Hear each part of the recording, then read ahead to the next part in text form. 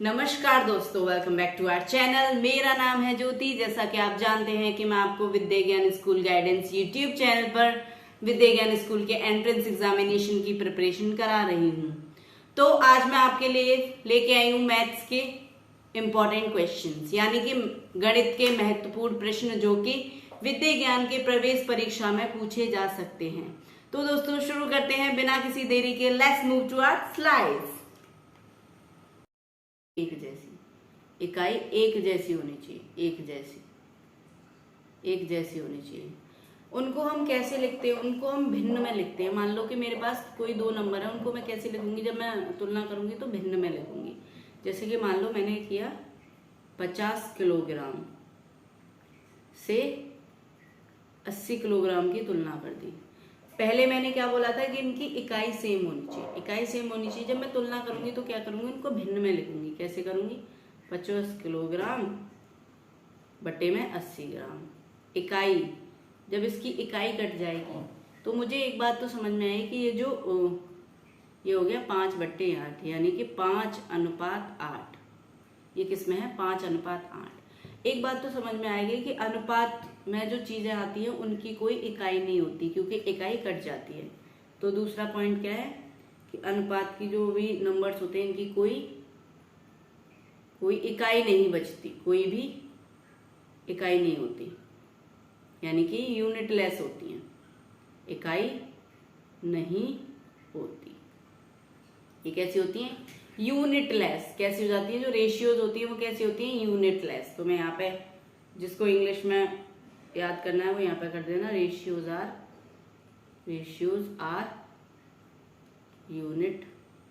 Unitless.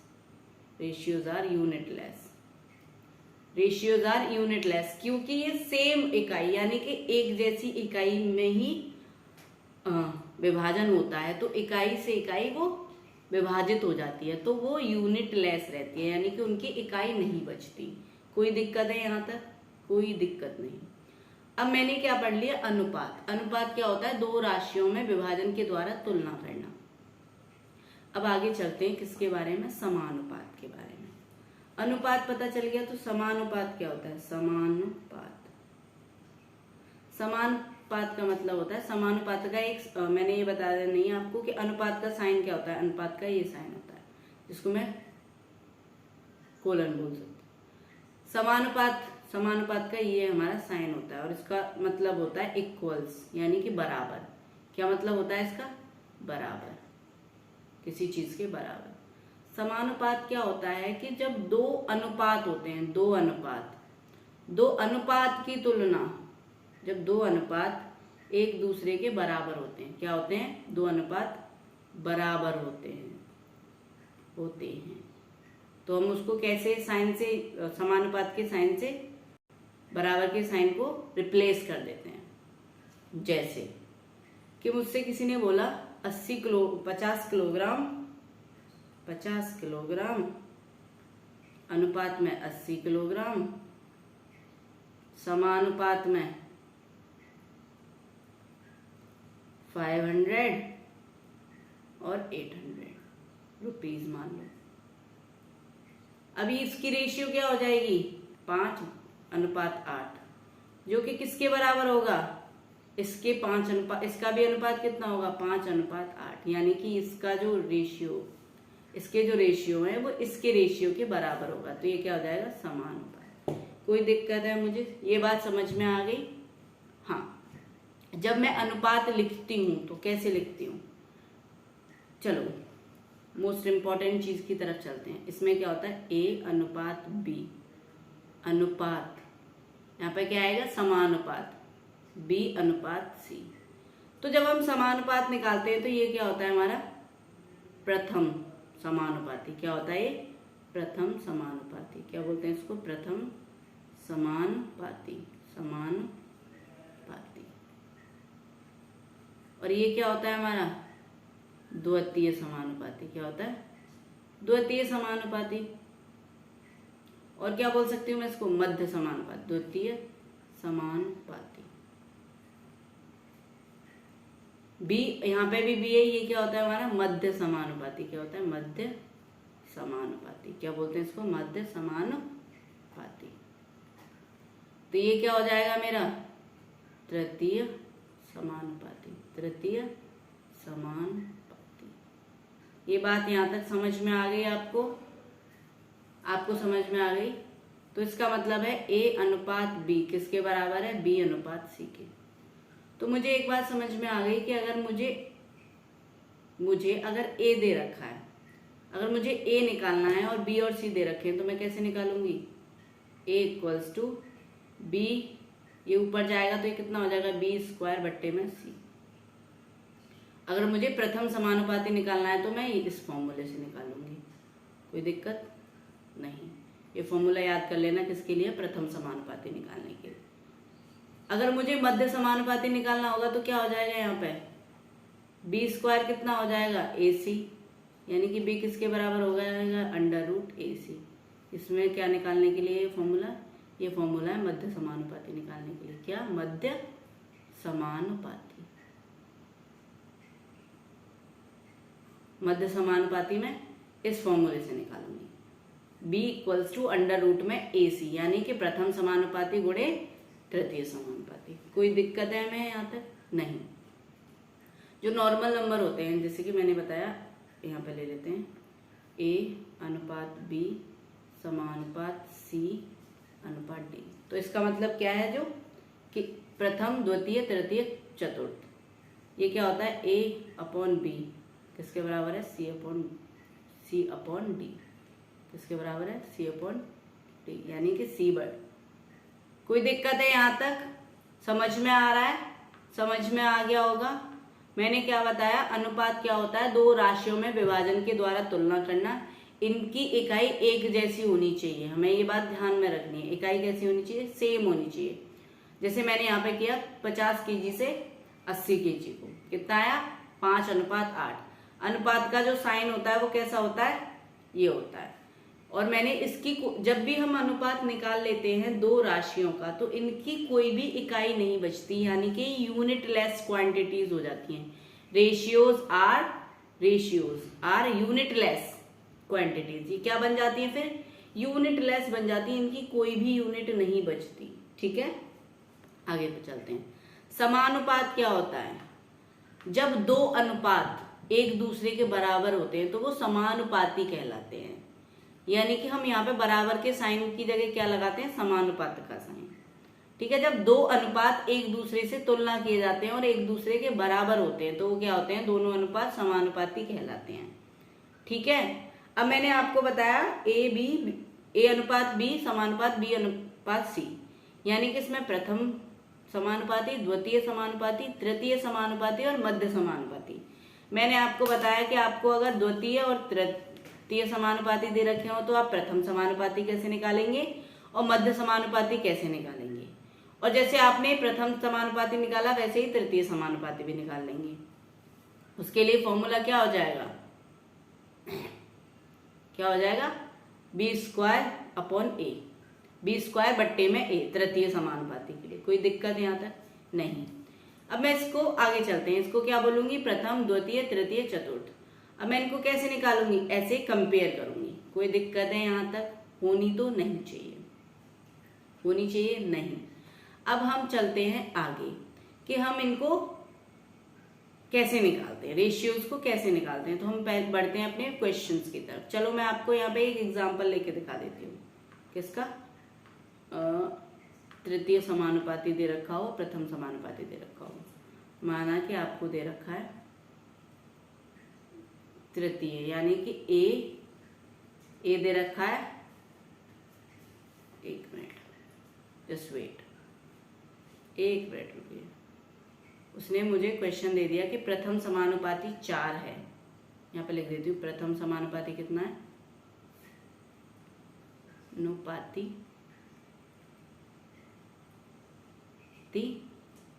4 है, और तृतीय समानुपाती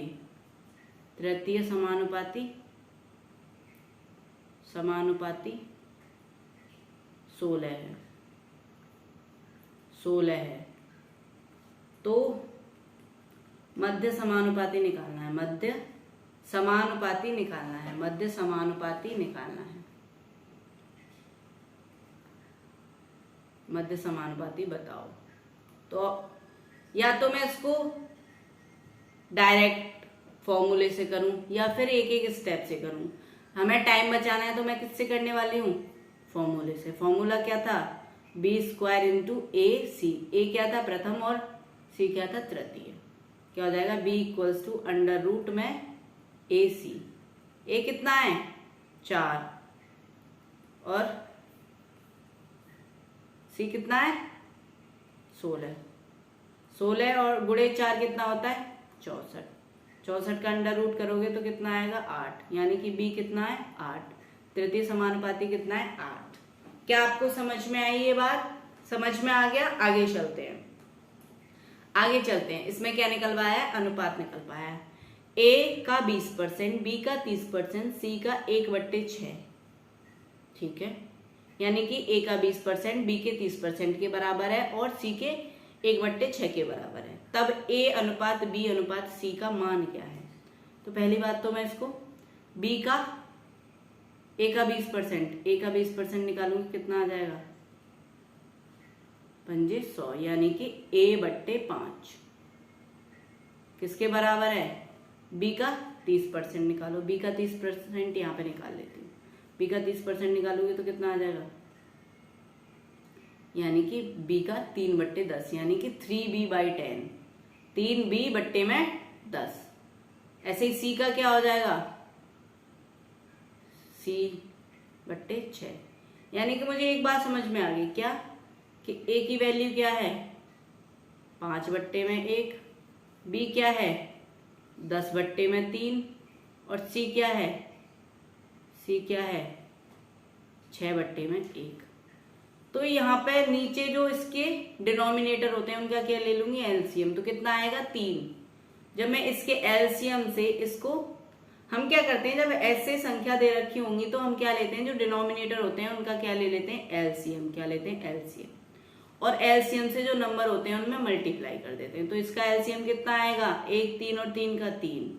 तो कितना आएगा? 3। यहाँ पे भी 3 से गुणा करेंगे, यहाँ पे भी 3 से गुणा करेंगे। यहाँ से 3 से 3 कैंसिल हो जाएगा, तो ए अनुपात बी अनुपात सी कितना हो जाएगा? 5 3 15 अनुपात 10 बन जा 10, 6 3 जा 18। आया समझ में? आ रहा है कुछ समझ में या नहीं? तो कितना हो जाएगा ये? 15:10:18। 15:10:18। कोई दिक्कत है यहाँ तक? एक बार और फिर से समझा देती हूँ। क्या हो जाएगा ये हो जाएगा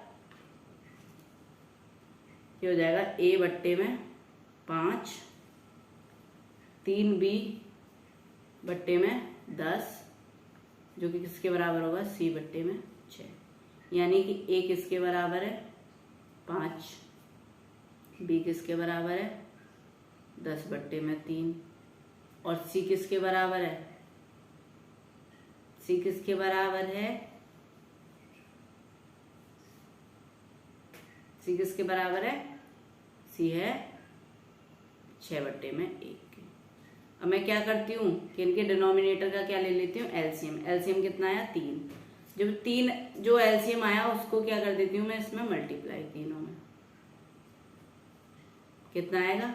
15 रेशियो 3 से 3 1 10, 10 बन जा 10 रेशियो 36 18। 15 10 18। आ गई बात समझ में? कितना आया? 15 10 18। कोई दिक्कत है? नहीं। आगे चलते हैं। आगे वाला क्वेश्चन है 21 38 55 और 106। प्रत्येक में से क्या घटाया जाए कि नई संख्या समानुपाती हो जाए? यानी कि 21 38 55 और 106 ये समानुपाती नहीं है। यानी कि अगर मैं ऐसे लिखूं कि 21/38 माइनस x, यानी कि इन में से सब में से एक नंबर घटाया जाए तो ये क्या हो जाएंगी? समानुपाती हो जाएंगी। या तो मैं इसको इस प्रोसेस से करूं जो कि बहुत लेंथी हो जाएगा, ये जो प्रोसेस है क्रॉस मल्टीप्लिकेशन, या फिर मैं ऑप्शन वाइज जाऊं। तो क्या प्रेफर करेंगे हम? जब हमें पता होता है कि ऑप्शन से क्वेश्चन हमारा इजी पड़ेगा तो हम किससे जाते हैं? ऑप्शन से। जब मैं इसमें से 2 माइनस करूंगी तो क्या कितना हो जाएगा? ये 19 और नीचे हो जाएगा 36। तो 19 और 36 और यहाँ पे हो जाएगा 53 और 104। तो कोई भी मतलब नहीं बन रहा, तो ऑप्शन ए से नहीं चलते, ऑप्शन बी से चलते हैं। जब मैं 21 में से 4 माइनस करूंगी कितना बनेगा? 17। और 38 में से 4 माइनस करूंगी कितना बचेगा? 34। यानी कि एक रेशियो बन रहा है। 17 1 जा 17, 72 जा 34, यानी कि 17 एकम 17, 17 दूनी 34। देख लेते हैं। 55 में से जब मैं 4 माइनस करूंगी कितना हो जाएगा? 51। और 106 में से जब मैं 4 माइनस करूंगी तो कितना हो जाएगा? 102। यानी कि अब आप मैं रेशियो निकाल सकती हूँ। क्या ये बराबर बैठेंगे? 17 एकम 17, 17 दूनी 34। 51 बन जाए 51। 51 गुणे 2 कितना होता है? 102। तो कौन सा ऑप्शन से सही बैठा? यानी कि समानुपाती इनके रेशियोज बराबर कब होंगे? जब मैं इनमें से 4 नंबर को माइनस कर दूं। अगर मैं आप चाहो तो मैं आपको इस तरीके से भी बता सकती हूँ, लेकिन ये तरीका आपको कंफ्यूज कर देगा, बहुत लंबा हो जाएगा। तो इसलिए मैंने आपको शॉर्ट मेथड बता दिया कि आप ऐसे क्वेश्चन में ऑप्शन को ही लेके चलें। ठीक है, आगे चलते हैं। 15:19 के प्रत्येक पद में से क्या घटाया जाए कि संख्या 3:4 में हो। यहां पे मैं आपको वो मेथड भी करके दिखाऊंगी, यानी कि 15:19 में से क्या घटाया जाए। मैंने बोला कि इस दोनों में से मैं x घटा देती हूँ, तो किसके बराबर आ जाएगी? 3:4, यानी कि 3/4। अब मैं क्या कर दूंगी इसमें? Cross multiplication. कितना हो जाएगा ये? 4 गुणे में 15 माइनस x किसके बराबर हो गया? 3 गुणे में 19 माइनस x के। कोई दिक्कत है? 15 चौका 60 माइनस 4x किसके बराबर है?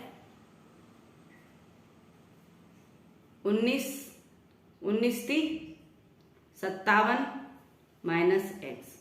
आप देख रहे हैं जब मैं 57 को इधर लाऊंगी तो ये किसमें हो जाएगा? माइनस में। 60 माइनस 57, और जब ये 4x उधर जाएगा, सॉरी यहाँ पे 3x है, 4x उधर जाएगा तो ये 4x किसमें हो जाएगा? प्लस में। तो ये जाएगा -3x प्लस 4x, यानी कि 4x माइनस 3x बोल सकती हूँ मैं इसको। तो ये कितना हो जाएगा? 3 किसके बराबर हो गया? 4x माइनस 3x, यानी कि 3 किसकी वैल्यू आई? x की। तो उसने क्या बोला था कि कितना घटा दी जाए, कौन सी संख्या घटा दी जाए कि अनुपात 3:4 आ जाए। तो कौन सा नंबर लिया था हमने? x लिया था। हमने माना था कि x घटा दिया जाए। हमने बोला था कि मान लो x घटा दिया जाए, तो x की वैल्यू कितनी आई? 3। तो कौन सा ऑप्शन सही है इसमें? Option A. कौन सा ऑप्शन करेक्ट है? Option A. आगे चलते हैं। 7:13 के प्रत्येक पद में क्या जोड़ा जाए। अभी हम क्या कर रहे थे? घटा रहे थे। अब हम क्या करेंगे? जोड़ेंगे। मान लिया हमने कि 7:13 के प्रत्येक पद में x जोड़ा जाए। हमने मान लिया क्या जोड़ा जाए? x जोड़ा जाए। हम यहाँ पे ले लेते हैं 7/13, इनके प्रत्येक पद में क्या जोड़ा जाए? x जोड़ा जाए। ठीक है, तो अनुपात कितना हो जाएगा? 2/3। सेम प्रोसेस है। 3 गुणे 7 प्लस x, और यहाँ पे क्या हो जाएगा? 2 गुणे में 13 प्लस x कितना हो जाएगा? 7 × 21 प्लस 3x कितना हो जाएगा? 13 दूनी 26 प्लस 2x। आप इधर ले जाएंगे, ये हो जाएगा 3x माइनस 2x किसके बराबर हो गया? 26 माइनस 21। कोई दिक्कत है हमें यहाँ तक? अगर मैं बहुत ज्यादा फास्ट जा रही हूं तो मैं स्लो पढ़ा सकती हूँ। समझ में आ रहा है? कोई दिक्कत है यहाँ तक? अगर कैलकुलेशन फास्ट हुई है तो दोबारा देख लो। 7 × 21 एंड 3 गुणे x 3x, 13 दूनी 26 एंड 2 गुणे x 2x। जब मैं 2x को इधर लाऊंगी तो 2x किस में हो जाएगा? माइनस में, यानी कि ये धनात्मक था, यहाँ पे ऋणात्मक हो जाएगा, नेगेटिव हो जाएगा, और यहाँ पे ये 21 उधर माइनस में चला जाएगा। तो कितना आएगा यहाँ पे, x किसके बराबर है, 5 के बराबर। x किसके बराबर है, 5 के बराबर, यानी कि मैं कितना जोड़ दूं, 5 जोड़ दूं तो 5 के बराबर। गलत कैसे आ रहा है, 13 दूनी 26, 7 21, 5 ही आना चाहिए। फिर इसमें ऑप्शन नहीं दे रखा क्या, 1 मिनट, जस्ट वेट। क्या हमारा आंसर सही है, हम चेक कर लेते हैं एक बार। 7 और 5 कितने होते हैं, 12। 13 और 5 कितने होते हैं, 18। 6 दूनी 12, 6 3 18। यहाँ पे ऑप्शन नहीं दे रखा है, यहाँ पे आप एक ऑप्शन को 5 कर लीजिए। 1 मिनट, मैं यहाँ पे इस ऑप्शन को 5 कर देती हूँ। क्या कर देती हूँ, 5। टाइपिंग मिस्टेक हो जाती है कभी कभी, कोई प्रॉब्लम नहीं है, ऐसा हो जाता है। तो यहाँ क्या आ जाएगा, यहाँ पे ऑप्शन 5, यानी कि मैं इसमें क्या ऐड कर दूं, 5 ऐड कर दूं। ठीक है, तो डी ऑप्शन। आगे चलते हैं, ये थोड़ा सा हल्का सा,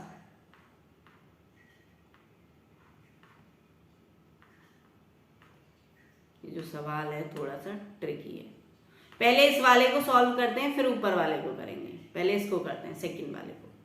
a अनुपात b 1:3 के बराबर है, b अनुपात c 2:5 के बराबर है।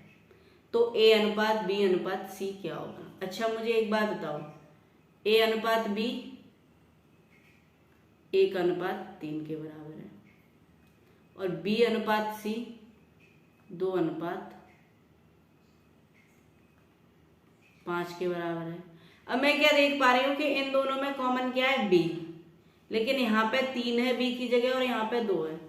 तो मैं क्या कर सकती हूँ कि अगर मैं इस वाले टर्म को अगर मैं कितने से मल्टीप्लाई कर दूं, 2 से, और इस वाले टर्म को 3 से मल्टीप्लाई कर दूं, तो b की वैल्यू सेम हो जाएगी। यानी कि मैं यहाँ पे क्या कर रही हूँ कि मैं b की वैल्यू सेम बना ले रही हूँ। तो कितनी हो जाएगी, a/b कितनी हो जाएगी, 2 × 6, और यहाँ पे b/c कितनी हो जाएगी, 6 × 15।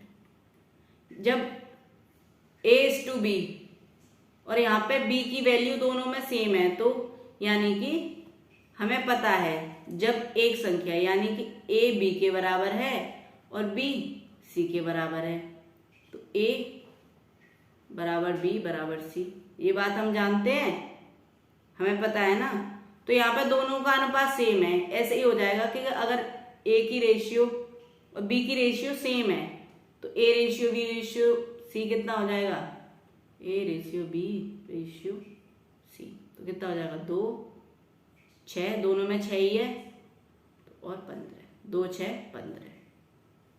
एक तो ये तरीका था। दूसरा तरीका क्या होगा, मैंने क्या करना है, मैंने लिख लिया a/b/c।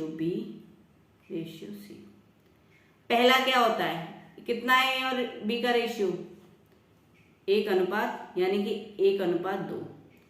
अब मुझे पता है यहाँ इसके बगल में क्या है, खाली जगह, तो मैं यहाँ पे क्या लिख दूंगी, जो ये रिसेंट नंबर होगा इसके जो बराबर वाली संख्या होगी, तो यहाँ पे 2। अब मुझे पता है b अनुपात c कितना है, b अनुपात c कितना है, 2 × 5। अरे वो 1:3 है, यहाँ पे 3 है, ध्यान रखना, 2 नहीं है, 3 है, नहीं तो गलत हो जाएगा। 3, तो इधर भी क्या ले लेंगी मैं, 3। और b अनुपात c कितना है, 2:5, तो इसकी साइड ही खाली है, तो ये आ जाएगा 2। अब मैं इनको क्या करूंगी, मल्टीप्लाई कर दूंगी, इसको इससे, इसको इससे, तो कितना हो जाएगा, 2:6:15, यानी कि a अनुपात b अनुपात c कितना हो जाएगा, 2:6:15। कि एक तो ये तरीका हो गया और एक ये वाला तरीका हो गया। ठीक है, अब आगे जो फर्स्ट क्वेश्चन है उसको सॉल्व करते हैं। ये आप देख पा रहे हैं, थोड़ा सा बड़ा सा लग रहा होगा आपको, ट्रिकी सा लग रहा है क्या, देखिए A अनुपात B 2:5 है, B अनुपात C 7:8 है, C अनुपात D 5:7 है। तो A अनुपात D क्या बताना है? A अनुपात D बताना है। क्या?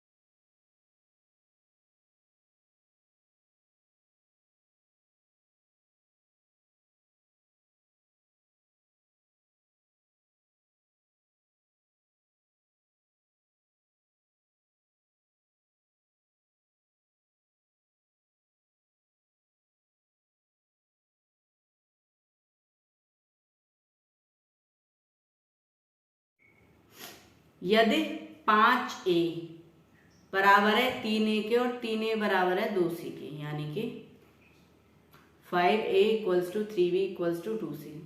यहाँ पे A किसके बराबर हो जाएगा? A किसके बराबर है? 1/5 के, कॉमा B किसके बराबर है? यहाँ पे 1/3 के, और C किसके बराबर है? यहाँ पे 1/2 के।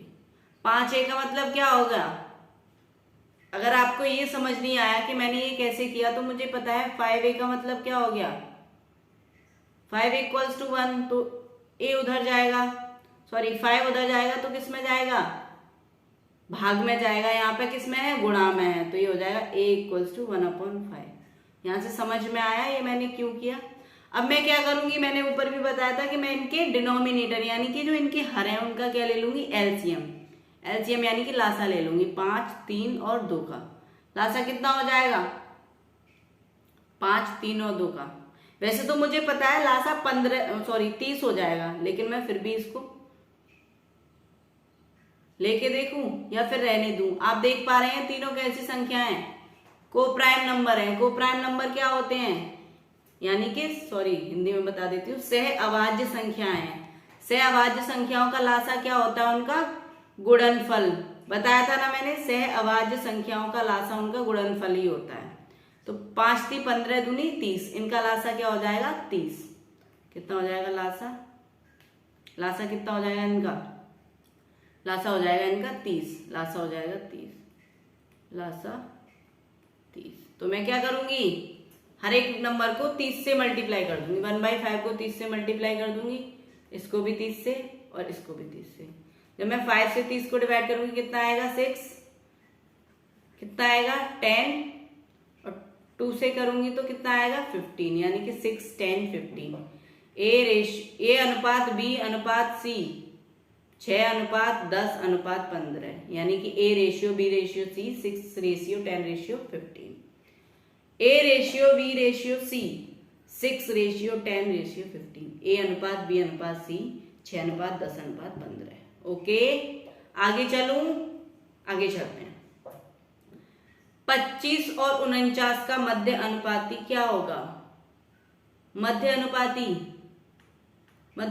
कैसे निकाल रहे थे हम? यानी कि B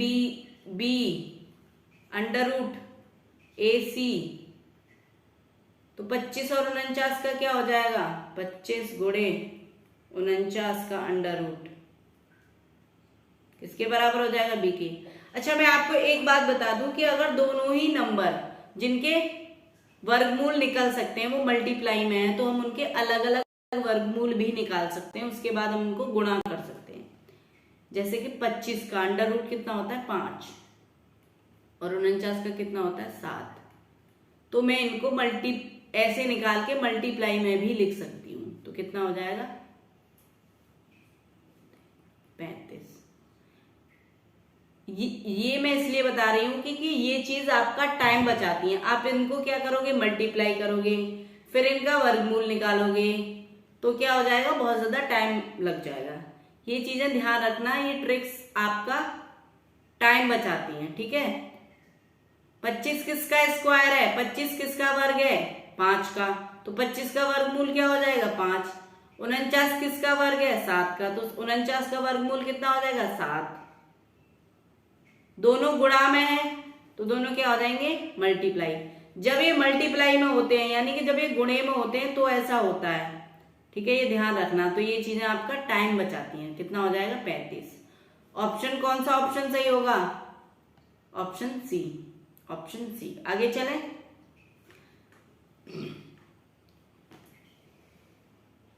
12 तथा 18 के तृतीय अनुपाती,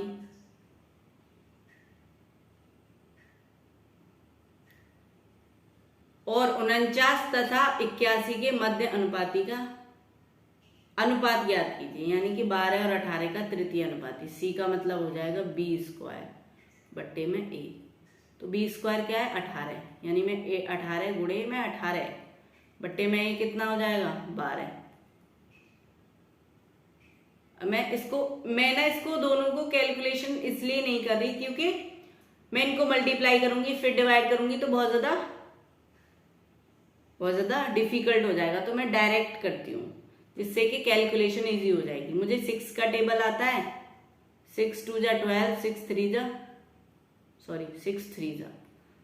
जा 18, यानी कि 6 का पहाड़ा आता है, 6 दूनी 12, 6 ती 18, 2 से कितने बार कट जाएगा, 9 बार, 9 ती 27, यानी कि 9 गुणे 3 कितने होते हैं, 27। तो इसका तृतीय अनुपाती कितना आ गया, 27। ये क्या हो गया, इसका पहले वाले का तृतीय अनुपाती।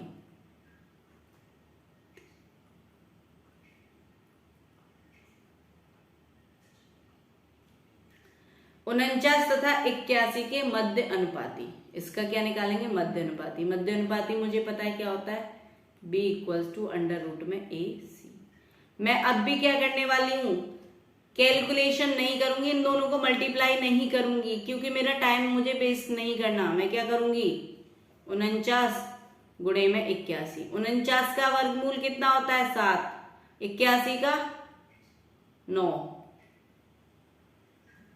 कितना होता है, 9। 9 गुणे 7 कितना होता है, 63। अब ये क्या आ गया, इसका मध्य अनुपाती। अब उसने क्या पूछा था, उसने पूछा था कि इसके तृतीय अनुपाती यानी कि 27 और इसके मध्य अनुपाती का क्या पूछा था, क्या पूछा था मुझे बताओ, अनुपात पूछा था। तो क्या रख दूंगी मैं, 27 बट्टे में 63। 9 का टेबल आता है मुझे, 9 का पहाड़ा आता है, 9 ती 27, 9 7 63, कितना हो गया, 3 बट्टे 7। यानी कि कैसे लिख सकती हूँ मैं इसको, 3 अनुपात 7। तो कौन सा ऑप्शन सही है, ऑप्शन डी।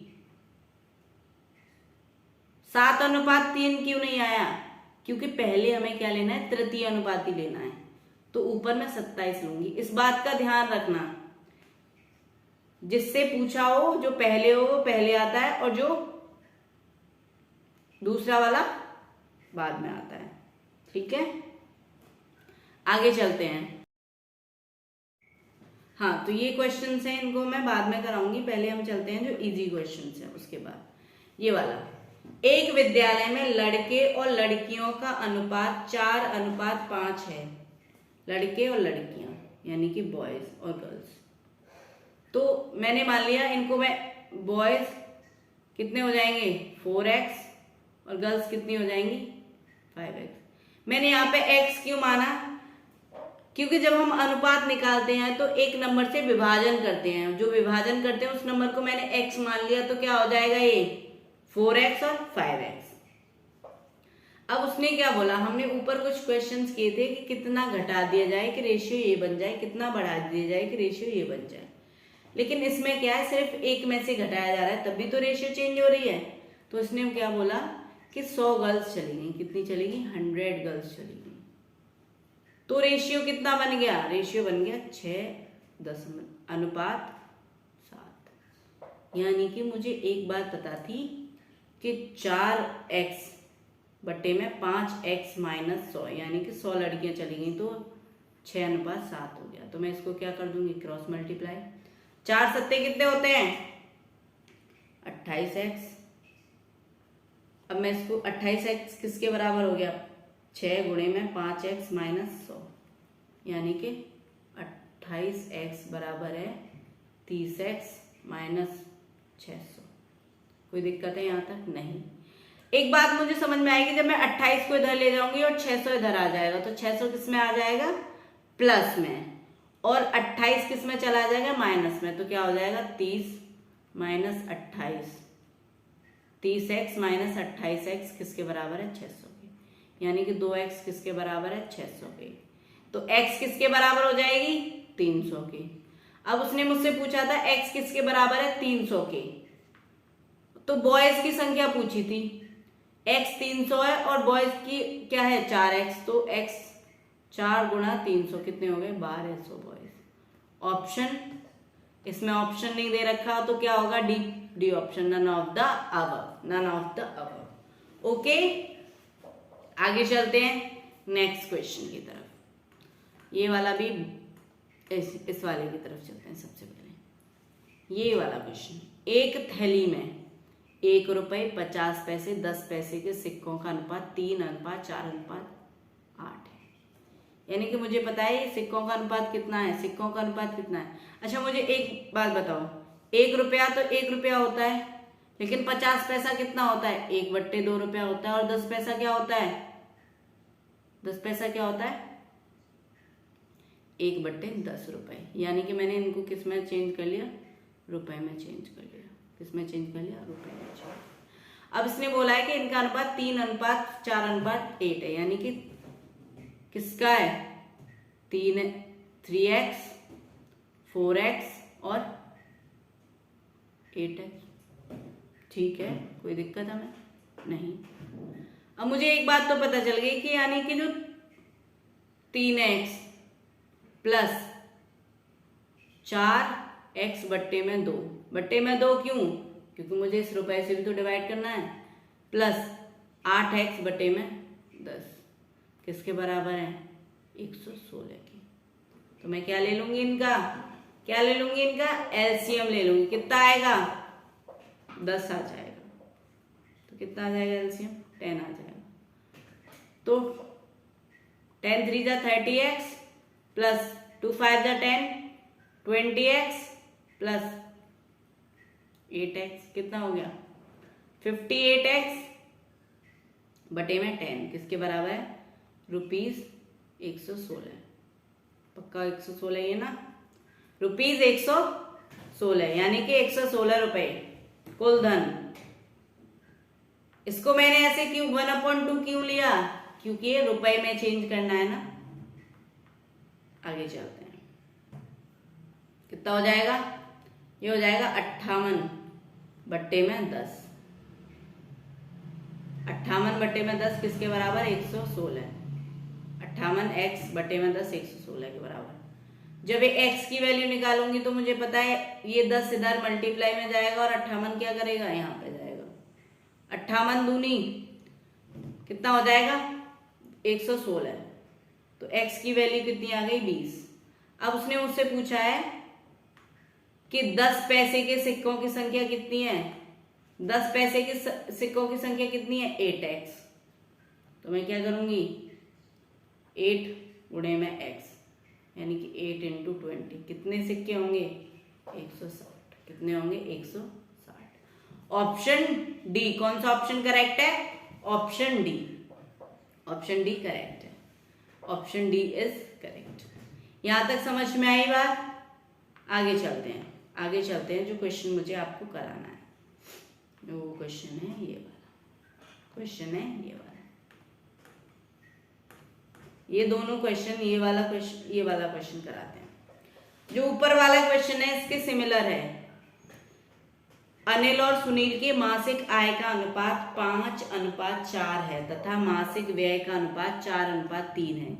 यदि महीने के अंत में प्रत्येक 1200 रुपए की बचत करता है तो मासिक आय कितना है? अच्छा एक बात बताओ, हमें एक चीज पता है, क्या क्या पता है? कि जो आय होती है यानी कि आमदनी होती है वो किसके बराबर होती है? खर्चे के और बचत के बराबर होती है, नहीं होती? तो मैंने यहाँ पे क्या ले लिया? यहाँ पे ले लिए सुनील। मैं दो तरीके से करूँगी इसको। यहाँ पे ले लिए अनिल और यहाँ पे ले लिए सुनील। कोई दिक्कत है यहाँ? नहीं। अब मुझे एक बात बताओ कि जो अनिल की जो आय है वो कितनी हो गई? 5x। और सुनील की आय कितनी हो गई? 4x। हो गई, नहीं हो गई? जो 5x है वो किसके बराबर है? किसके बराबर है? खर्च और बचत। इनका खर्च कितना है? 4 बाई और इनका कितना है? 3 बाई। किसके बराबर है वो? किसके? 4 बाई और 3 बाई क्या है? खर्च है। मैं इसको इस तरीके से नहीं, इस तरीके से लिखती हूँ। 1 मिनट, इसको हॉरिजॉन्टल लिखते हैं, इसको हॉरिजॉन्टल लिखते हैं। 1 मिनट।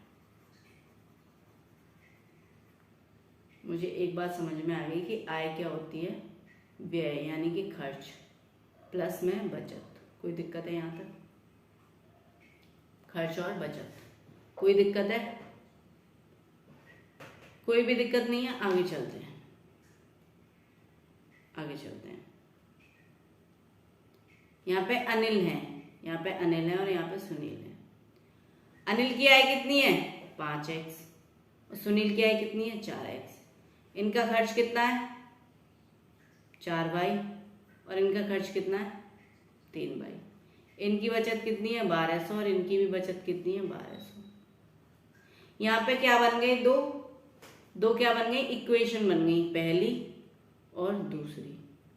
मुझे एक बात पता है कि अगर मैं इनके एक वेरिएबल को यानी कि किसी भी एक वेरिएबल को सेम कर दूं तो मुझे आंसर मिल जाएगा। तो मैंने क्या किया? इस वाली पूरी को मैंने 3 से मल्टीप्लाई कर दिया। कितने से? 3 से। और इसको मैंने कर दिया 4 से। किससे कर दिया? 4 से। ये हो जाएगा 5 × 15x equals to 12 by 12 × 36 plus में 36। ये हो जाएगा 4 चौक 16 x 12 बाई और ये हो जाएगा 12 चौक 48। अब इस बार सेकेंड इक्वेशन में से फर्स्ट इक्वेशन को माइनस कर दो। माइनस करेंगे तो कितना बचेगा? सेकेंड इक्वेशन में से फर्स्ट इक्वेशन को माइनस कर दो। सेकेंड में से फर्स्ट को कर रहे हैं, मैं यहाँ पे आपको डायरेक्ट करके दिखा रही हूँ, इसलिए कंफ्यूज मत होना। कितना बचेगा? x। ये कट जाएगा, 4800 में से 3600 जाएंगे तो कितना बचेगा? कितना बचेगा? 1200। यानी कि x की वैल्यू कितनी है? 1200। तो उसने पूछा है तो उनकी मासिक आय क्रमशः कितनी होगी? 5:4 है, यानी कि 5 × 1200, 12 पंजे 60, यानी कि 6000 और 12 चौके 48। 4 × 1200, 12 चौके 48, यानी 4800, यानी कि 6000 और 4000। तो शुरू करते हैं हमारा अगला टॉपिक। हमारा अगला टॉपिक है आयु, एज, यानी कि एज क्या होती है? उम्र। क्या होती है? उम्र। उम्र किस में काउंट होती है? किस में कैलकुलेट होती है? उम्र होती है हमारी वर्ष में। किस में होती है? वर्ष में। कितने? वर्ष में, यानी कि ईयर में। ईयर में कैलकुलेट होती है, ठीक है। जब हम अपनी उम्र कैलकुलेट करते हैं तो कहां से कैलकुलेट करते हैं? अपनी जन्म तिथि से। जन्म तिथि से, जन्म तिथि से। यहाँ पे मैं आपको बता दूं कि हमारी जन्म तिथि से उम्र कैलकुलेट होती है, यानी कि उम्र निकाली जाती है। अब मैं यहाँ पे आपको उम्र निकालना सिखा देती हूँ, ठीक है। ये मैं आपको सिखा दे रही हूँ क्योंकि ये आपको काम आएगी। किसी की जन्म तिथि दे रखी है, यानी कि किसी की जन्म तिथि दे रखी है। कितनी है? 20 मई 2016। और उसने पूछा है, उसने क्या पूछा है? उसने पूछा है कि आज की डेट में, आज कितनी डेट है, आज है, आज तक उसने पूछ लिया, यानी कि 11 अक्टूबर 2023 तक उसकी उम्र क्या होगी, उम्र क्या होगी, यानी कि उम्र कितनी हो जाएगी उसकी, दिन, वर्ष और माह तीनों में। तो मैं आपको एक बात बता दूं कि जब हम उम्र निकालते हैं तो हम क्या करते हैं, पहले रखते हैं हम यहाँ पे वर्ष, फिर रखते हैं माह, फिर रखते हैं तिथि यानी कि डेट, दिनांक, ठीक है। अब हमारा क्वेश्चन क्या है कि किसी की जन्म तिथि है 20 मई 2016 और उसको बताना है कि आज 11 अक्टूबर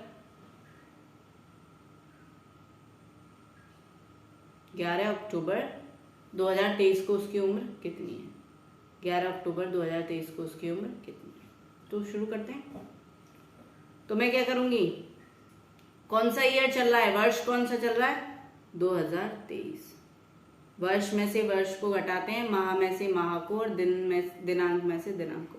माह कौन सा है, अक्टूबर कौन सा माह है, 10, और आज दिनांक कितनी है, 11, ठीक है, कोई दिक्कत नहीं, कोई भी प्रॉब्लम नहीं। आगे चलते हैं।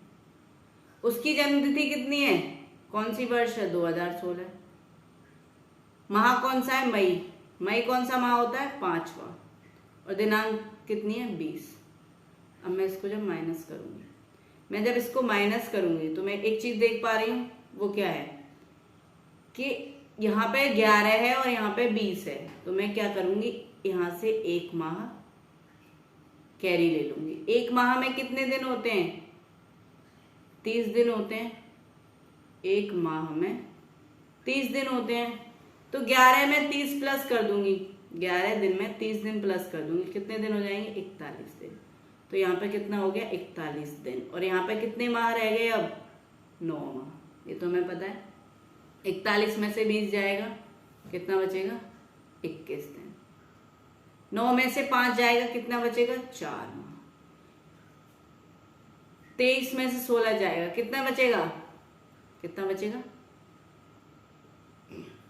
23 में से 16 जाएगा, देखो कितना बचेगा, कितना बचेगा यहाँ पे, 7। तो आज तक जिसकी जन्मतिथि 20 मई 2016 थी, उसकी 11 अक्टूबर 2023 तक उम्र कितनी हो जाएगी, आयु कितनी हो जाएगी, कितनी आयु हो जाएगी, 7 वर्ष 4 माह 21 दिन, 21 दिन। ये मैंने आपको उम्र निकालना सिखा दिया, जिससे कि आप अब जब भी विद्या ज्ञान का फॉर्म भरें तो अपने बच्चे की उम्र पहले ही निकाल लें कि उसकी उम्र कितनी बैठ रही है, जितनी पूछी गई है उतनी बैठ रही है, जितनी मांगी गई है, यानी कि अगर उससे ज्यादा है तो बच्चा एलिजिबल नहीं है, यानी कि वो एग्जाम में नहीं बैठ सकता है। अगर उसका सिलेक्शन भी हो जाएगा तो उसको एडमिशन नहीं मिलेगा। क्यों नहीं मिलेगा, क्योंकि उसकी उम्र ज्यादा होगी, ठीक है। आगे चलते हैं। हमारा पहला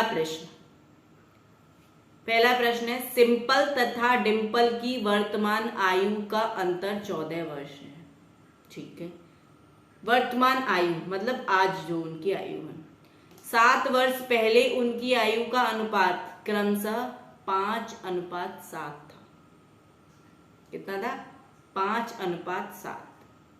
सिंपल की वर्तमान आयु कितनी है, कोई दिक्कत है, चलते हैं, शुरू करते हैं।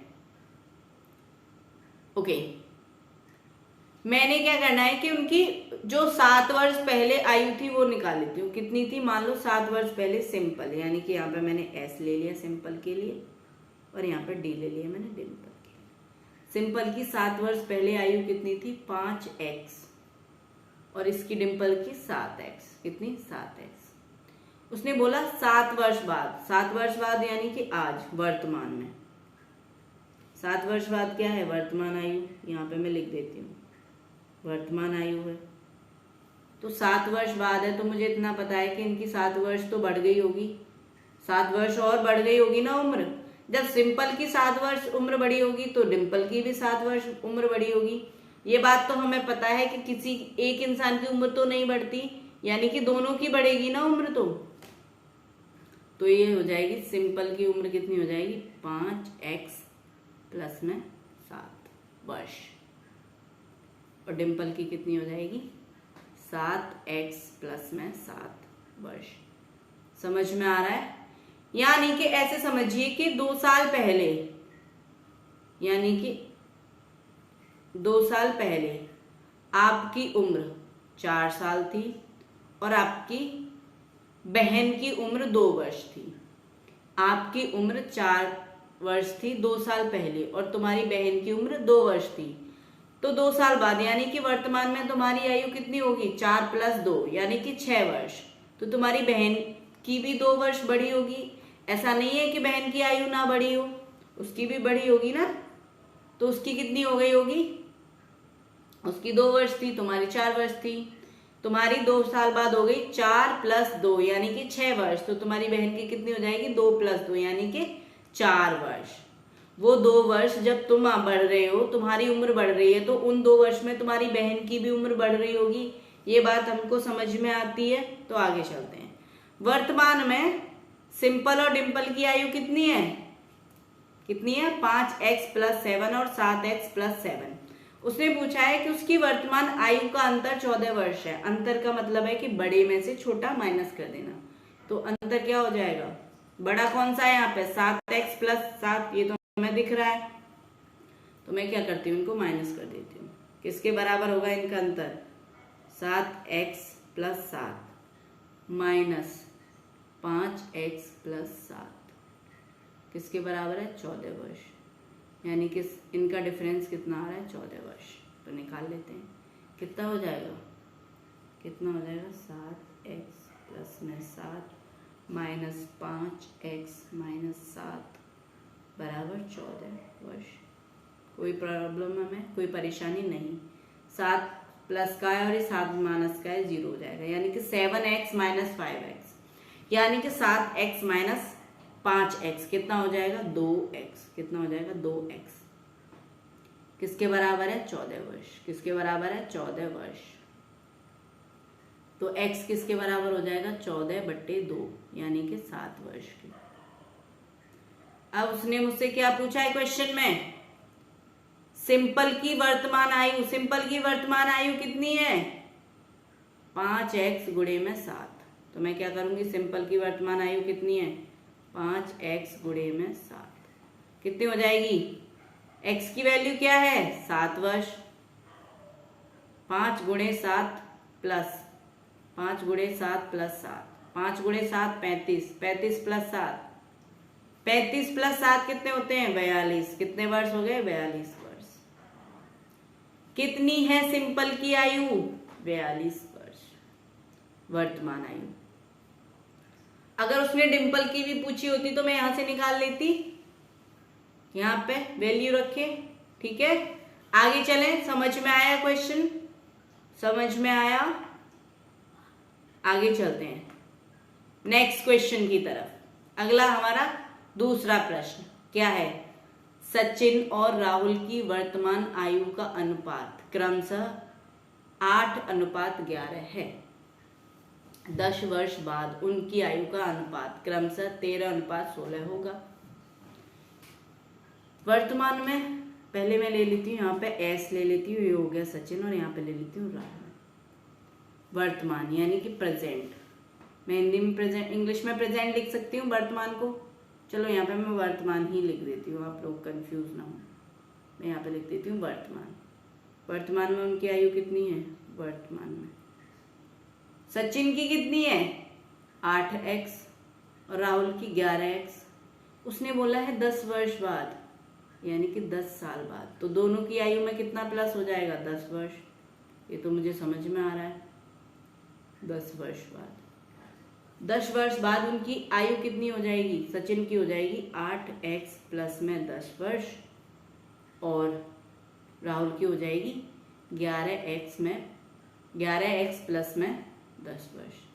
उसने बोला है कि 10 वर्ष बाद उनकी जो ये आयु हो गई, 10 वर्ष बाद की जो आयु होगी उसका अनुपात 13:16 है। समझ में आ रहा है? उनका अनुपात 13:16 है। तो मुझे पता है कि मैं 10 वर्ष बाद वाली आयु का अगर अनुपात निकालूं तो कितना हो जाएगा? 13:16। तो मैं अनुपात निकाल लेती हूँ। 8x प्लस में 10 बटे में 11x प्लस में 10 कितना है? 13:16। जब मैं इसको सॉल्व करूंगी तो क्या हो जाएगा? क्रॉस मल्टीप्लीकेशन हो जाएगा। कर लेते हैं सॉल्व। तो क्या हो जाएगा? ये हो जाएगा, यहाँ से सॉल्व करते हैं। ये हो जाएगा 16 गुणे में 8x प्लस में 10 किसके बराबर है? 13 गुणे में 11x प्लस में 10। कोई दिक्कत?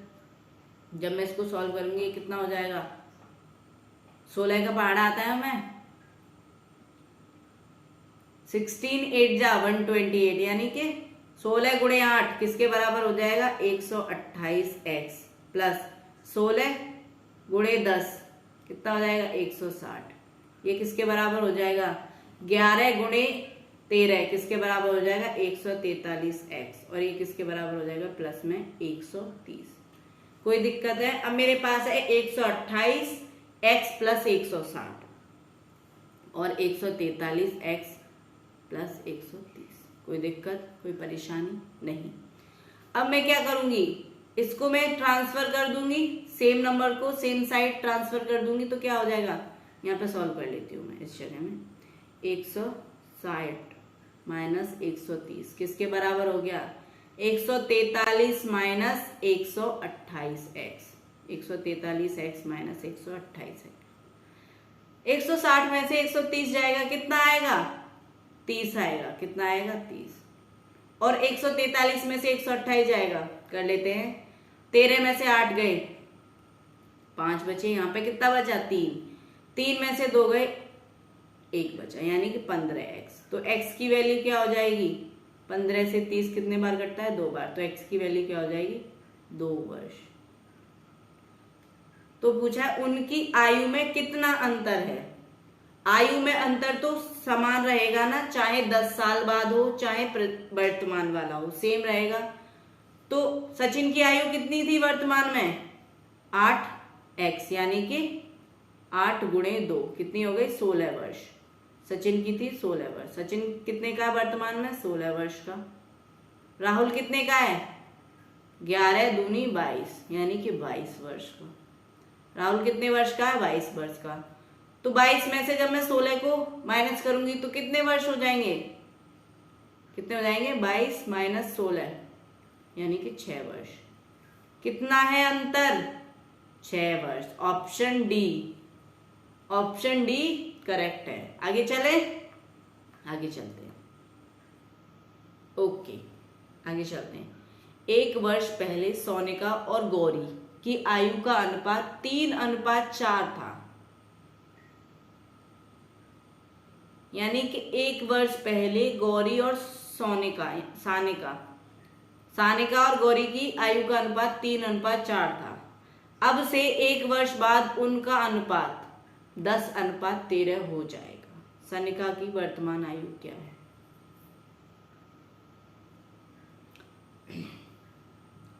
अब मुझे नहीं पता। 1 वर्ष पहले यानी कि वर्तमान से, ये है वर्तमान से 1 वर्ष पहले, 1 वर्ष पहले जब उनकी आयु का, यहाँ पे ले ली मैंने सनिका और यहाँ पे ले ली ये गौरी। 1 वर्ष पहले उनकी आयु का अनुपात था 3:4, यानी कि 3x सनिका की एज थी और 4x गौरी की थी। 1 वर्ष बाद वर्तमान में आने तक वो कितनी एज बढ़ जाएगी उनकी? 1 वर्ष बढ़ जाएगी। ठीक है, 1 वर्ष दोनों की बढ़ जाएगी। ये तो हमें पता है, मैंने पहले ही बता दिया कि 1 वर्ष दोनों की बढ़ेगी। तो सनिका की हो जाएगी 3x + 1, यानी कि 3x + 1, और इसकी क्या हो जाएगी गौरी की? 4x + 1 वर्ष। ठीक है, अब उसने पूछा ये तो वर्तमान उम्र हो गई दोनों की, कितनी हो गई वर्तमान में? 3x + 1 और 4x + 1। अब उसने बोला है कि एक वर्ष बाद उनकी आयु का अनुपात, यानी कि एक वर्ष बाद, यानी कि वर्तमान से एक वर्ष बाद। तो अभी वर्तमान से वो कितना जा रहे हैं, एक वर्ष, तो इसमें भी एक वर्ष प्लस हो जाएगा। तो जब मैं यहाँ पे एक वर्ष दोनों में प्लस कर दूंगी तो सनिका की उम्र कितनी हो जाएगी, 3x प्लस 2 वर्ष। बताओ जरा। और गौरी की 4x प्लस 2 वर्ष। कोई दिक्कत? अब उसने बोला है कि उनका अनुपात 10:13 हो जाएगा, तो सानिका की वर्तमान आयु कितनी है। तो ऊपर जैसे क्वेश्चन किया था सेम है, सेम नजर आ रहा है मुझे। तो इनकी जो आयु एक वर्ष बाद हो गई, उनका मैं क्या निकाल दूं, अनुपात।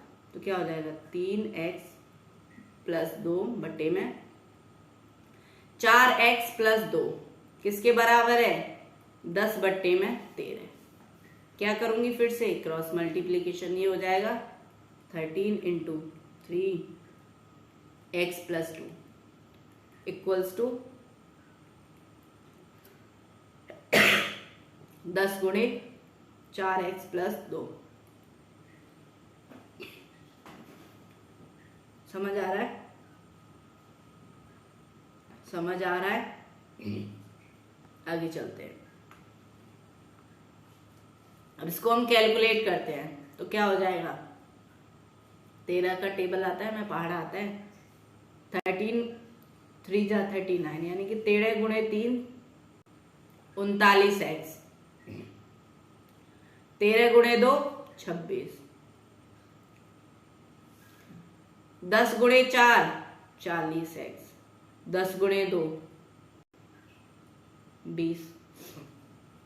अब मैं क्या करूंगी, ट्रांसफर मेथड कर दूंगी, यानी कि जो एक जैसे नंबर है उनको एक साइड में भेज दूंगी, 20 इधर आ जाएगा और ये इधर चला जाएगा। तो 26 माइनस 20 किसके बराबर हो गया, 40x माइनस 39x, यानी कि 40x माइनस 39x। तो 26 में से 20 जाएगा, 6 आ जाएगा, और 40 में से 39 जाएगा, 1 आ जाएगा, यानी कि x किसके बराबर है, x किसके बराबर है, 6 के बराबर। उसने मुझसे क्या पूछ लिया, सानिका की वर्तमान आयु। वर्तमान आयु मैंने कितनी निकाली थी सानिका की, 3x प्लस 1। x की वैल्यू कितनी है, 6। तो मैं यहाँ पे क्या लिख दूंगी, सानिका की जो वर्तमान आयु है उसकी वैल्यू रख दूंगी 3x, 3 गुणे 6 प्लस में 1, 3 गुणे 6 कितना होता है, 18, 18 और 1 कितना होता है, 19 वर्ष। सानिका की वर्तमान आयु कितनी आ गई, 19 वर्ष। समझ में आ गए क्वेश्चंस, बहुत इजी क्वेश्चंस है, समझ में आ गए, कोई दिक्कत इनमें नहीं। समझ आ रहा है या नहीं ये बताएं। अगला क्वेश्चन देखिए, अगला प्रश्न देखिए, बहुत अच्छा प्रश्न है, पढ़िए क्वेश्चन को।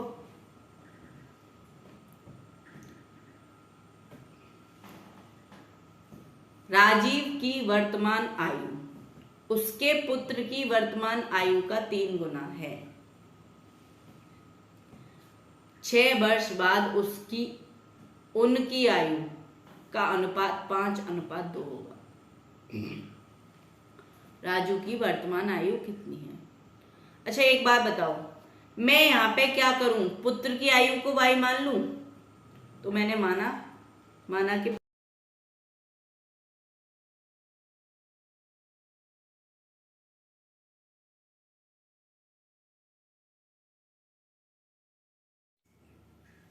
पुत्र की वर्तमान आयु, माना कि पुत्र की वर्तमान आयु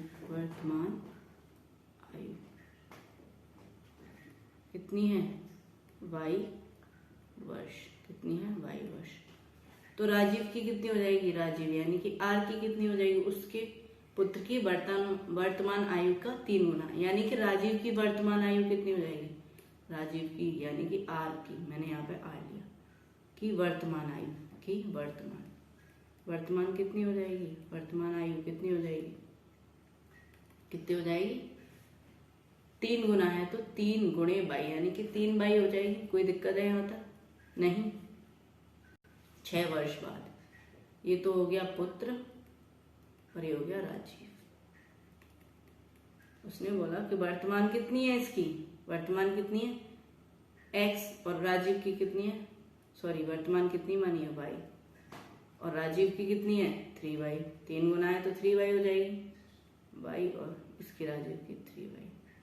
क्या बोल दिया आगे उसने, 6 वर्ष बाद आयु का अनुपात, 6 वर्ष बाद तो दोनों की आयु में कितना ऐड हो जाएगा 6 वर्ष, ये तो हमें पता है 6 वर्ष। तो कितनी हो जाएगी 6 वर्ष बाद इनकी आयु, पुत्र की हो जाएगी y प्लस 6 वर्ष और राजीव की हो जाएगी 3y प्लस 6 वर्ष। इनका अनुपात कितना हो जाएगा 5:2 हो जाएगा, यानी कि पिता की आयु से पुत्र की आयु का अनुपात। तो मैं यहाँ लिखूंगी 3y प्लस 6 बटे में y प्लस 6 कितना हो जाएगा 5:2। कितना हो जाएगा 5/2। तो यहाँ क्या करूँगी मैं क्रॉस मल्टीप्लीकेशन, कितना आ जाएगा यहाँ पे कर देते हैं सॉल्व। कितना आ जाएगा 5 गुणे में y प्लस 6 बराबर है 2 गुणे में 3y प्लस 6। कितना आ जाएगा, इसको करो 5y, इसको यहाँ पे मैं सॉल्व कर लेती हूँ। यहाँ पे 5y प्लस 30 किसके बराबर है 6y प्लस 12। 30 माइनस 12 किसके बराबर है 6y माइनस 5y। कोई दिक्कत है क्या, मेरी आवाज आ रही है। 30 में से 12 जाएंगे कितने बचेंगे, कितने बचेंगे 18। किसके बराबर है y के बराबर। तो उसने क्या पूछा है राजीव की वर्तमान आयु कितनी थी, राजीव की वर्तमान आयु कितनी थी 3y और y की वैल्यू क्या है 18। तो राजीव की वर्तमान आयु कितनी हो जाएगी 3 गुणे 18, 3 गुणे 18 वर्तमान आयु। ठीक है, कितनी हो जाएगी 3 गुणे 18, 18 × 3 कितना होता है 18 × 3 54, यानी कि 18 गुणे 18 3 जा 54, 18 × 3 54 वर्ष। कितनी हो जाएगी राजीव की वर्तमान आयु 54 वर्ष। कितनी हो जाएगी ऑप्शन सी। आगे चले नेक्स्ट क्वेश्चन। 6 वर्ष पहले सीमा की आयु रूपा की आयु की आधी थी। अब से 4 वर्ष बाद आयु का अनुपात क्रमशः 3:5 होगा। हमें एक बात तो समझ में आ गई कि ना उसने वर्तमान की आयु बिल्कुल नहीं दे रखी, 6 वर्ष पहले की दे रखी है और वर्तमान से 6 वर्ष बाद की दे रखी है। तो मैं यहाँ पे क्या आ गई, ये है मेरा वर्तमान, वर्तमान से 6 वर्ष पहले। यहाँ कौन है सीमा की आयु रूपा की आयु की आधी थी, तो मैं यहाँ पर रूपा ले लेती हूँ और यहाँ पे ले लेती हूँ सीमा। रूपा के लिए R ले लेती हूँ, सीमा के लिए S ले लेती हूँ। अब मैंने बोला कि रूपा की आयु सीमा की आयु रूपा की आयु की आधी थी, ठीक है। अगर रूपा की आयु y थी तो सीमा की आयु कितनी थी y/2। कोई दिक्कत। 6 वर्ष बाद, दोनों की 6 वर्ष बाद वर्तमान में, यानी कि वर्तमान में दोनों में 6 वर्ष प्लस हो जाएंगे। तो वर्तमान में कितनी हो गई रूपा की, कितनी हो गई y प्लस 6 वर्ष, और सीमा की कितनी हो गई y/2 प्लस में 6 वर्ष। कोई दिक्कत नहीं। उसने बोला अब से 4 वर्ष बाद, फिर से 4 वर्ष बाद, इन दोनों में क्या वर्ष प्लस हो जाएगा 4 वर्ष बाद, दोनों में 4 वर्ष प्लस हो जाएंगे। या तो मैं एक काम कर सकती थी कि वर्तमान को निकाल के दोनों में 6 और 4 यानी कि डायरेक्ट 10 वर्ष का जोड़ कर सकती थी, लेकिन मैंने ऐसा नहीं किया क्योंकि उन्होंने रूपा की वर्तमान आयु पूछी, इसलिए मुझे वर्तमान का भी पता होना चाहिए। तो कितनी हो जाएगी y plus 6 plus 4 y plus 10 वर्ष। कोई दिक्कत। इसकी कितनी हो जाएगी 22 बटे में 2 प्लस में 10 वर्ष।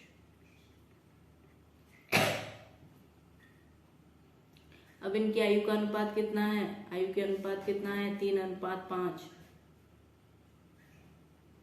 यानी कि सीमा की आयु 3 अनुपात में है और रूपा की 5 में। तो मैं सीमा की आयु पर रखूंगी तो ये जाएगा 22 बटे में 2 प्लस में, अच्छा मैं इसको क्या करती हूँ, इसको मैं सिंप्लीफाई कर लेती हूँ।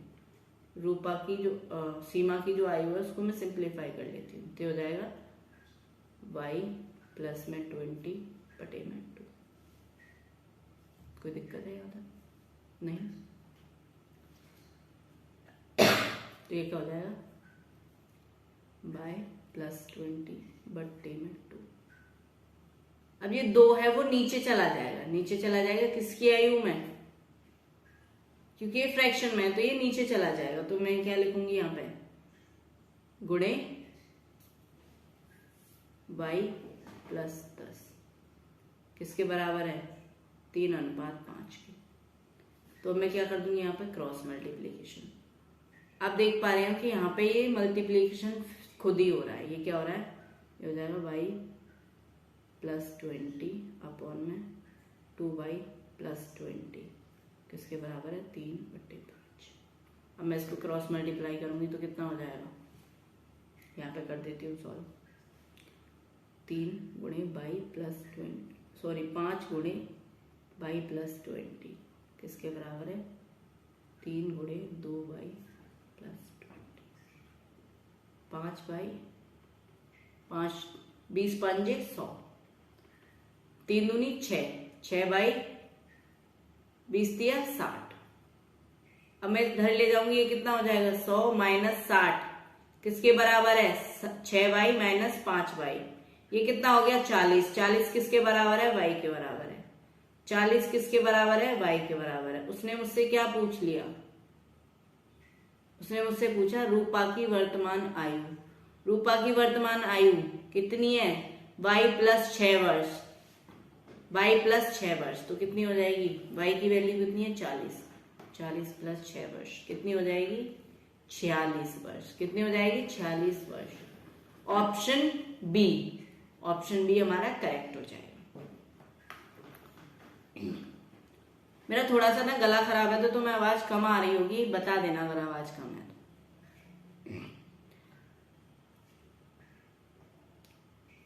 आगे चलते हैं क्वेश्चन नंबर 6 यानी कि छठे प्रश्न की तरफ। एक पिता की वर्तमान आयु उसके पुत्र की आयु के 3 गुने से 3 वर्ष अधिक है।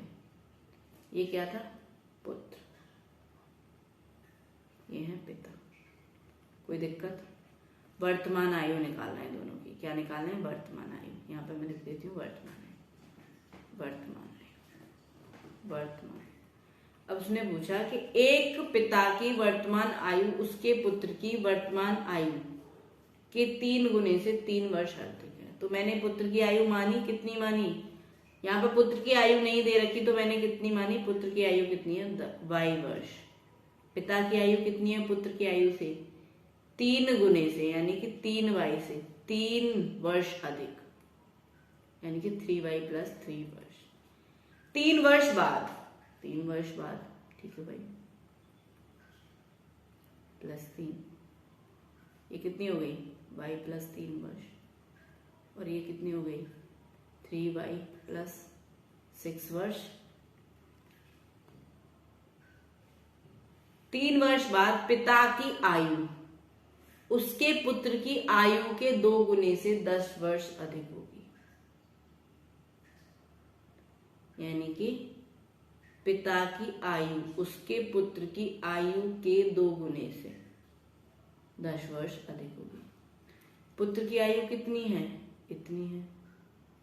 इसके 2 गुने से यानी कि ये वाली जो एज है पिता की, वो पुत्र की इस वाली उम्र से, उम्र के 2 गुने से 10 वर्ष अधिक है। तो मैं अगर पिता की आयु किसके बराबर हो जाएगी? फिर ये जो आयु है वो किसके बराबर हो जाएगी?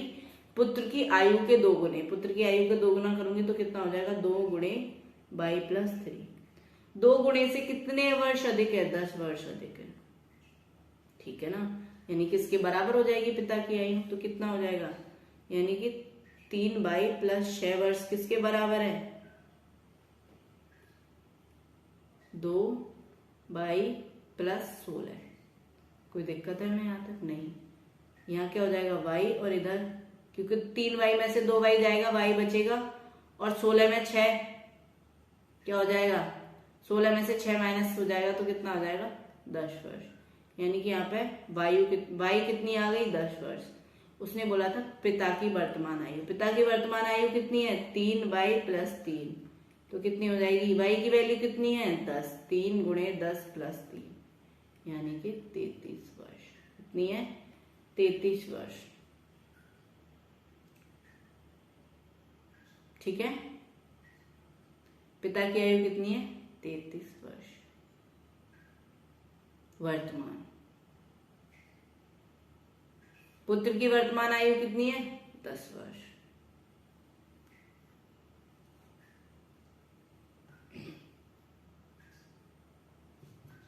कितनी है, 33 वर्ष। कोई दिक्कत? आगे चलें, आगे चलते हैं। बड़ा इंटरेस्टिंग क्वेश्चन है आगे वाला।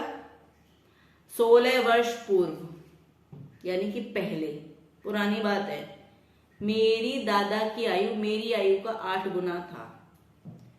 अब से 8 वर्ष बाद, यानी कि इसमें भी क्या कर रखा है, वर्तमान की आयु नहीं दे रखी। वर्तमान की आयु नहीं दे रखी। किसकी दे रखी है, पहले की दे रखी है और आगे की दे रखी है, लेकिन वर्तमान के बारे में कुछ नहीं बोला। 16 वर्ष पूर्व मेरे दादा की आयु मेरी आयु का 8 गुना थी। अब से 8 वर्ष बाद उनकी आयु मेरी आयु का 3 गुना होगा। 8 वर्ष पूर्व मेरी आयु और मेरी दादा की आयु का अनुपात क्रमशः कितना था। क्वेश्चन सेम है जैसे ऊपर किया।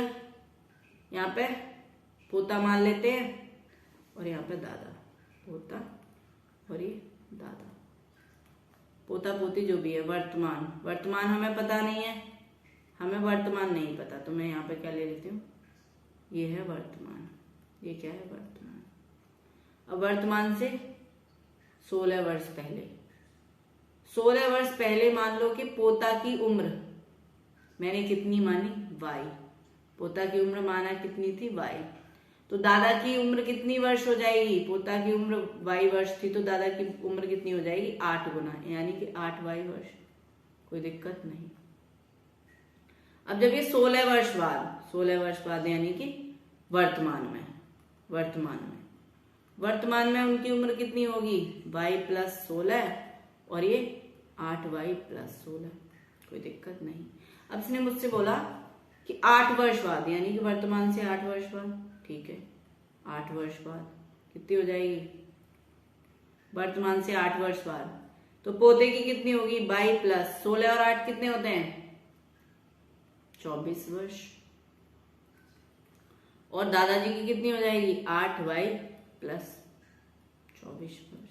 कोई दिक्कत कोई नहीं। मैं चाहती तो इनको डायरेक्ट कर सकती थी, वर्तमान को स्किप करके, लेकिन आपको पता होना चाहिए अगर वर्तमान का पूछ ले तो आप कैसे निकालेंगे। अब उसने क्या बोला है कि 8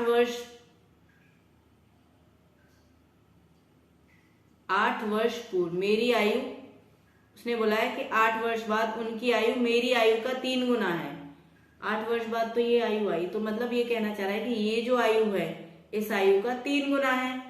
यानी कि अगर मैं पोते की आयु का 3 गुना कर दूं तो वो दादा की आयु के बराबर है, तो मैंने कर दिया। पोते की आयु कितनी है, y प्लस में 24 वर्ष।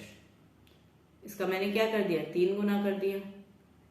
किसके बराबर है, दादा की आयु के बराबर। कितनी है दादा की आयु, 8y प्लस में 24 वर्ष। कोई दिक्कत नहीं। अब मैं क्या करूंगी, यहां से ये कैलकुलेट कर देती हूँ। 3 × y 3y, 24 × 3 72, और यहाँ पे 8y प्लस में 24। 3y उधर जाएगा, 24 इधर आ जाएगा, तो 72 - 24, 8y - 3y। 12 में से 4 गए, कितने बचे, 12 में से 4 जाएंगे, कितने बचेंगे? 8। कोई दिक्कत है यहां तक? नहीं। और यहाँ पे कितना बचा? 6। 6 में से 2 गए, 6 में से 2 गए, 4 बचे। यहाँ पे कितने रह गए? यहाँ पे रह गए, यहाँ पे कितने रह गए? यहाँ पे रह गए 5y। तो y किसके बराबर है? 48/5, यानी कि 48/5 वर्ष। 48/5 वर्ष। कोई दिक्कत नहीं। आगे चलते हैं, आगे चलते हैं। उसने पूछा कि 8 वर्ष पूर्व, यानी कि 8 वर्ष पूर्व, फिर उसने वही पूछ लिया प्रेजेंट। मेरे और मेरे दादा की आयु का अनुपात क्रमशः कितना था? अनुपात कितना हो जाएगा? y कितनी है? 48/5। तो कितना आया? y की वैल्यू कितनी आई? 48/5, यानी कि 48/5। अब उसने बोला है, क्या बोला है कि 8 वर्ष पूर्व मेरी आयु, यानी कि वर्तमान से 8 वर्ष पूर्व, वर्तमान से 8 वर्ष पूर्व उसकी आयु कितनी थी? y + 8। और उसके दादा की आयु कितनी थी? 8y + 8। उनका अनुपात निकालना है। अब निकाल लो। y की वैल्यू की जगह क्या रख देंगे? y की जगह क्या रख देंगे? 48/5, यानी कि y + 8, यानी कि 48/5 + 8 किसके अनुपात में रख देंगे? किसके अनुपात में रख देंगे? 8 × 48/5 प्लस में 8। कोई दिक्कत? ये हो जाएगा, जब हम इसको सॉल्व करेंगे तो ये हो जाएगा, यहाँ पे 1 ले लेंगे, ये हो जाएगा 5 8 जा 40, 48 और 40, 88/5। और ये हो जाएगा 8 चौके 32, सॉरी 8 8 64, 64 का 4, 8 चौके 32 और 36, 36/5 प्लस में 40, ये हो जाएगा 4 6 और 4 38 हो जाएगा ना, बट ये 38, 1 मिनट, 8 और 4 12, हाँ से 424, 424/5। ये किसके बराबर हो जाएगा? 88/5 424/5। तो क्या हो जाएगा? ये 5 ऊपर चला जाएगा, यानी कि ये यहाँ पे ऐसे हो जाएगा 88/5 गुणे 424 गुणे 5। 5 से 5 कैंसिल हो जाएगा। 8 से काटेंगे, 11 8 88, 8 से काटो, 8 पंजे 40, बचे 2 और 24, 8 3 24। तो कितना अनुपात आया उनका? 11:53। कितना अनुपात आया? 11:53। ये थोड़ा सा लेंथी सवाल था, इसमें कैलकुलेशन ज्यादा है। यहां पे अगर आपने कैलकुलेशन ठीक कर ली तो ये आंसर आपका करेक्ट आ जाएगा। ठीक है, ओके। आगे के क्वेश्चन भी सेम है, आगे के क्वेश्चन भी सेम है। तो चलते हैं हम अगले क्वेश्चन की तरफ। हमारा अगला क्वेश्चन होगा, रमा के जन्म के समय उसके पिता की उम्र 38 वर्ष थी, यानी कि रमा की उम्र 0 थी, तथा रमा का भाई जो उससे 4 वर्ष छोटा था, उसके जन्म के समय उसकी मां की आयु 36 वर्ष थी। यानी कि रमा का जन्म हुआ तो रमा की आयु तो 0 है, पिता की आयु कितनी थी? 38 वर्ष। रमा की आयु कितनी है? 0 वर्ष। कितनी है? 0 वर्ष। क्यों? क्योंकि अभी तो उसका जन्म हुआ है। उसके पिता की आयु कितनी थी? 38 वर्ष। किसकी थी? पिता की। रतमा है। रतमा का भाई जो उससे 4 वर्ष छोटा है, यानी कि आफ्टर 4 इयर्स रमा कितने साल की हो गई? 4 वर्ष की। जब रमा 4 वर्ष की थी तो उसकी मां की आयु कितनी थी? 36 वर्ष। जब रमा 4 वर्ष की हो गई, उसकी माँ की आयु 36 वर्ष थी, तो उसके पिता की आयु भी कितनी बढ़ गई होगी? 4 वर्ष बढ़ी होगी। कितनी हो गई होगी? 38 और 4 कितना हो जाएगा? 42 वर्ष।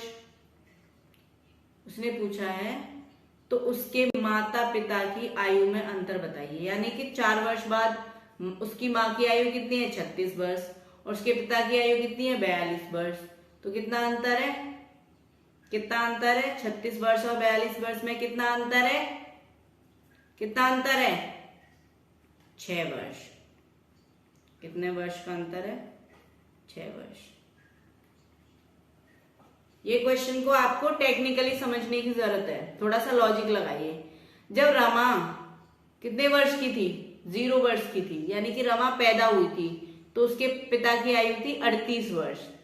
रमा का भाई उससे 4 वर्ष छोटा है, तब जब उसका जन्म हुआ था तो रमा की आयु कितनी हो गई थी? 4 वर्ष हो गई होगी, क्योंकि उसके भाई का जन्म 4 वर्ष बाद हुआ होगा उससे। तब उसकी माँ की आयु कितनी थी? 36 वर्ष। किसकी? माता की आयु।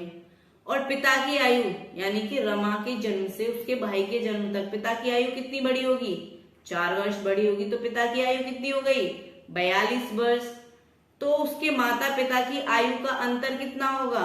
अंतर कितना होगा? 6 वर्ष। कितना होगा अंतर? 6 वर्ष। ऑप्शन सी कौन सा करेक्ट है? ऑप्शन सी 6 वर्ष। समझ में आया यहां तक? कोई परेशानी?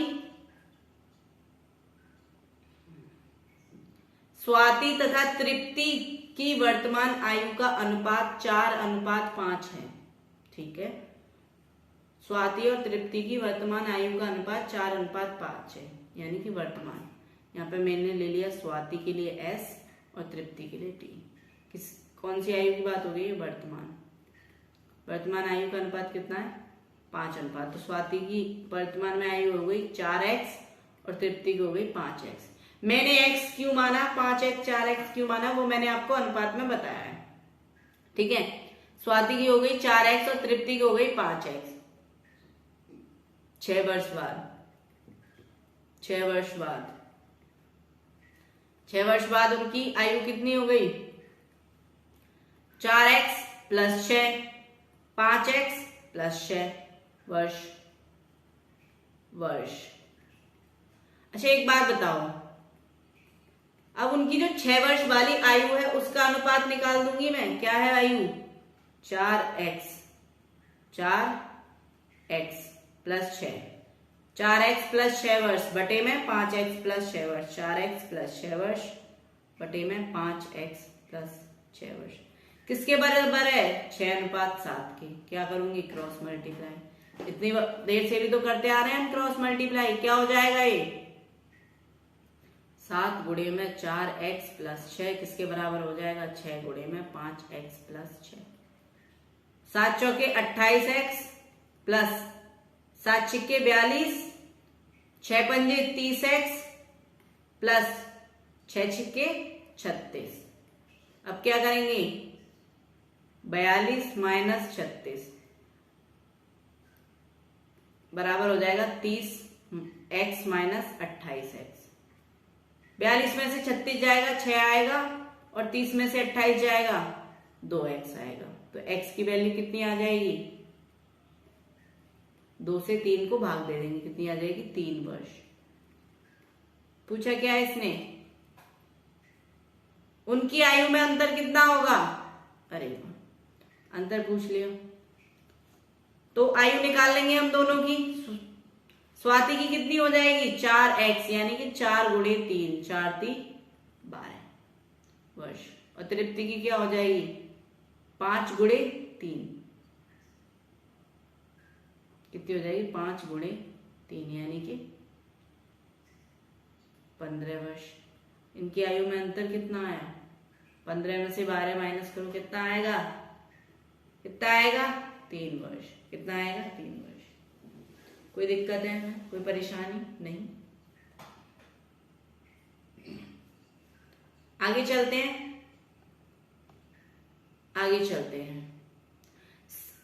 बिल्कुल सेम क्वेश्चन है। इस क्वेश्चन को आप लोग सॉल्व करेंगे और कमेंट में आंसर करेंगे, मैं आपके आंसर को बताऊंगी कि करेक्ट है कि नहीं। ठीक है, सेम क्वेश्चन है। शेखर की वर्तमान आयु में क्रमशः इतना अंतर है, यानी कि बिल्कुल तृप्ति और स्वाति की तरह ही है। करेंगे आप लोग? इसका आंसर मुझे कमेंट में चाहिए, मुझे कमेंट में इसका आंसर चाहिए। इस क्वेश्चन को अच्छे से देख लीजिए और इसका आंसर कमेंट में कीजिए। ठीक है, कमेंट करिए इसका आंसर कितना होगा। ठीक है, और मैं आपको इसका सॉल्यूशन टेलीग्राम पर दे दूंगी। मैं आपको अभी भी सॉल्यूशन करा सकती हूँ, लेकिन मैं चाहती हूँ कि इसको आप सॉल्व करें और आंसर कमेंट में करें, कमेंट करें इसका आंसर।